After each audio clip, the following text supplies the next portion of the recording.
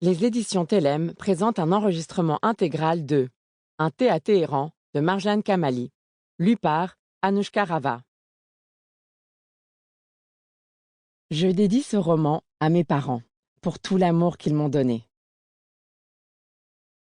Première partie, 1996. Chapitre 1. Thé et discussion. Mina était encore à moitié endormie lorsque Daria, sa mère, lui téléphona pour lui annoncer qu'elle lui avait trouvé un cadeau parfait pour ses 25 ans. « Il s'appelle Monsieur Dashti », dit Daria d'une voix presque essoufflée. « 2 masters, un doctorat et un MBA. C'est un cousin au 3e degré de Reza Shah. Il vit à Atlanta, est en parfaite santé et a une magnifique dentition. Il viendra dimanche prochain pour prendre le thé et discuter. Mina, je t'en supplie, pas de faux bons cette fois-ci. J'en ai assez de tous ces caprices et tu mettras ta robe couleur lavande avec ta nouvelle ceinture. » Mina raccrocha et se glissa à nouveau sous ses couvertures. Un autre prétendant.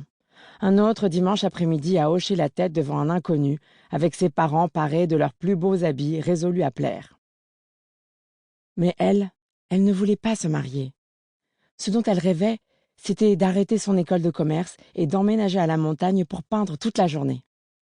Hélas, elle devait préparer son examen de gestion des opérations. Se faisant violence, elle se leva et se rendit dans la cuisine pour mettre de l'eau à bouillir et préparer le thé comme Daria le lui avait appris, c'est-à-dire en plaçant la théière au-dessus de la bouilloire ouverte afin que la vapeur de celle-ci imprègne les feuilles. Puis elle recouvrit la théière d'un tissu pour que la chaleur ne s'en évapore pas. Moitié Earl Grey, moitié feuille d'origine mystérieuse, telle était la décoction de Daria. À nouveau, le téléphone sonna. « Oui, Daria ?» Depuis 2 ans, Mina avait pris l'habitude d'appeler sa mère par son prénom, une modeste façon de reprendre la main sur cette obsédée du contrôle. « Mina, c'est maman. »« Oui, je sais. Ton nouvel inconnu viendra prendre le thé dimanche. Cela dit, ne compte pas sur ma présence. Arrête de faire l'enfant, Mina. Bien sûr que tu vas le rencontrer. Bon, je te téléphonais juste pour te rappeler qu'il y aura l'entraînement de mathématiques habituel à la maison cet après-midi. Et te dire que, comme j'ai un rhume, j'ai passé la matinée à manger de l'oignon cru. Selon ton père, c'est un antibiotique naturel. En tout cas, je ne suis pas contagieuse. On se voit donc à 16h15 tapante. » À cet instant, de petits reniflements se substituèrent à la voix de Daria, et Mina l'imagina en train de se tamponner le nez avec le mouchoir sur lequel sa grand-mère, Mamani, avait brodé des citrons des années plus tôt à Téhéran. Daria marmonna qu'elle devait raccrocher, mais qu'elle comptait sans faute sur sa présence pour le thé.